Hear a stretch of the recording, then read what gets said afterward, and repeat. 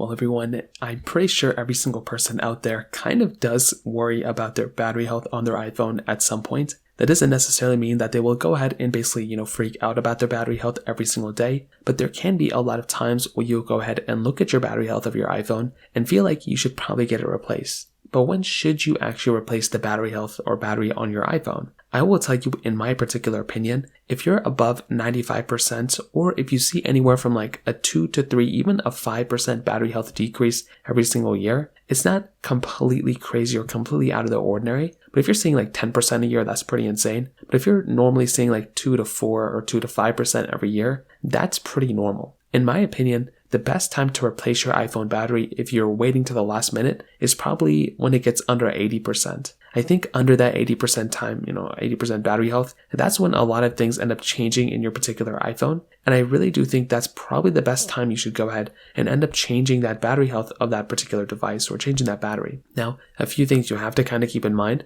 is that with your iPhone, this is a device that can kind of handle its own battery, but after a certain percentage point, that performance of your particular device can actually go down depending on the battery health of that particular phone. So if your battery health is at 100%, most likely your phone is performing at 100% performance depending on what type of iPhone you have. But if that iPhone battery health gets down to like 60%, that means that that particular iPhone is probably not going to be at that 60%, it's not going to be at a 100% performance. If you don't have that performance toggle turned off, that iPhone battery health is probably going to go down substantially. And we've seen this time and time again. It happens all the time. So in this particular situation, your best bet is to probably go through and essentially replace that battery. Now, that is basically that. If you're under 80%, I would probably just recommend going through and just replacing that battery. But a big thing to keep in mind here too is that if you have an iPhone, replacing it, the battery isn't super crazily expensive. It could be anywhere from like $50 to $70 at the Apple Store. So I do think that's a pretty big thing here. If you have one of those types of iPhones, like I said, your best bet is to probably just go through and essentially replace that battery and,